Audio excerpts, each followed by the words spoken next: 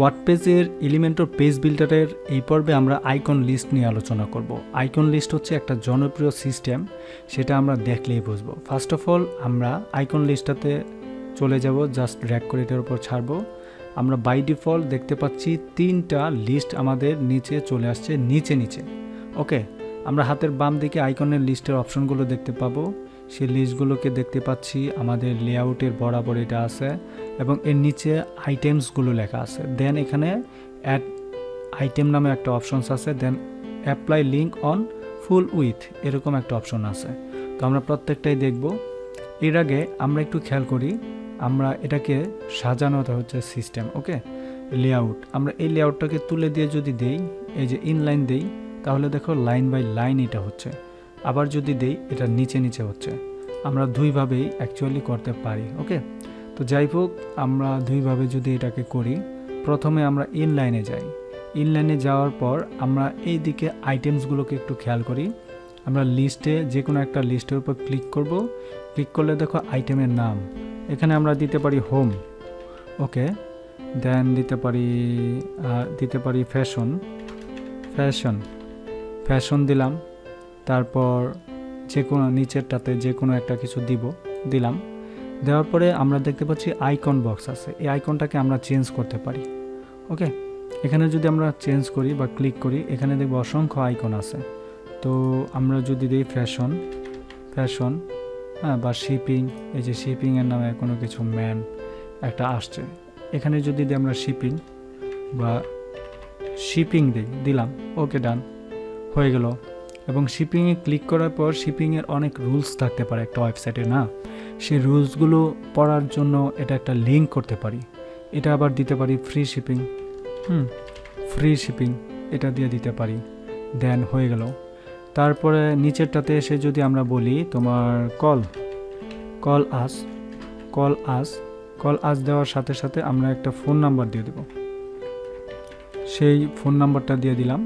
দেওয়ার পরে এই আইকন থেকে আমরা একটা ফোন নাম্বার দিতে পারি। সিম্পলভাবে ফোনটাকে ক্লিক করব, দেন ওকে, ডান নিলাম। ওকে, ঠিক আছে। এখানে আমরা ফোন না দিয়ে, কল আস এই অপশনটা না দিয়ে আমরা অন্য কিছু দিতে পারি। ওকে, ডান আমরা দিলাম এরকম। দেওয়ার পরে হয়ে গেল। দেন নিচেরটাতে এসে যদি আমরা দিই ইমেল, আমরা আমাদের দিতে পারি myemail@gmail.com। এখানে আমি আমার জিমেলটা দিলাম। ডান। এখানে আইকনটা শেষ করব, এটাকে দেবো ইনভেলপস। এটা কিন্তু ইমেল লিখলে হবে না, ইনভেলপস বলে, আমরা ইনভেলপস দেব। জাস্ট এটা দিয়ে ওকে, ডান হয়ে গেল কিন্তু, তাই না? এখন যদি আমরা দেখি, তাহলে এটা নিচে আসছে, বাট আমরা চাচ্ছি নিচে না আসুক, ইনলাইন আসুক। ও, ডান হয়ে গেল না? এখন যদি দেই, তাহলে আমরা দেখতে পাবো আমাদের সাইটটা ঠিক এরকম অপশনস আসছে। ওকে, ডান, ঠিক আছে। এখন যদি আমরা যাই আমাদের রেসপন্সিভ মোডে, আমরা দেখতে পাচ্ছি সুন্দর স্টাইলিশ চলে আসছে, তাই না? ওকে, ডান। পরের ধাপে যদি আমরা দেখি, একটা তো কিন্তু কোনো লিঙ্কের কাজ করছে না। ফ্রি শিপিংয়ে যদি আমরা কোনো লিঙ্ক বসাইতে চাই, তাহলে আমরা ফ্রি শিপিংয়ের এখানে যাব, জাস্ট এখানে লিঙ্ক বসায় দিব। ওকে, আপাতত লিঙ্ক নাই, এরকম থাকবে। দেন ফোন নাম্বারে যদি আমরা যাই, ফোন নাম্বারে এখানে গিয়ে আমরা লিখব টেল, দেন কোলন দেব। তারপরে আমরা যে নাম্বারে কল দিতে চাচ্ছি সেই নাম্বারটা তুলে দেব। ওয়াও, ডান। পরের ধাপে আমরা যাই, এখানে ইমেলটাকে কপি করে আনি।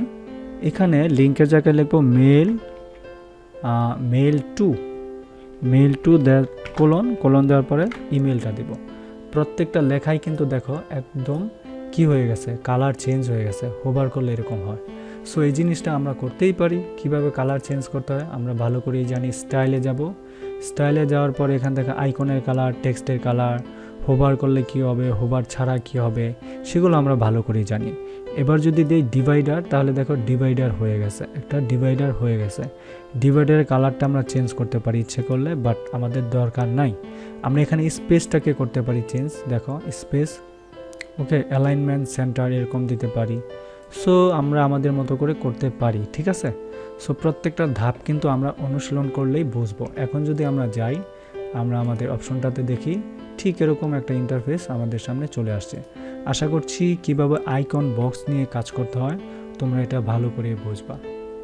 অনেক সময় আমাদের আইকন নিয়ে এরকম করতে হয় যে শুধু এইটাই না, আমাদের আরও কিছু কাজ করতে হয়। লাইক আমরা যদি এটা দেখাই, আইকনে গিয়ে যদি আইকন লিখি, জাস্ট এটাকে আমরা জাস্ট কপি করব, এটার উপর ক্লিক করে কপি করব, নিচে নিচে আমরা অনেকগুলো লেখা বসাইতে পারি। সো এইভাবেও কিন্তু এটা সম্ভব। ওকে, সো আশা করছি আমরা বুঝাইতে পেরেছি কিভাবে একটা আইকন লিস্ট নিয়ে এলিমেন্টের কাজ করতে হয় এলিমেন্টর পেজ বিল্ডার দিয়ে। Thank you so much.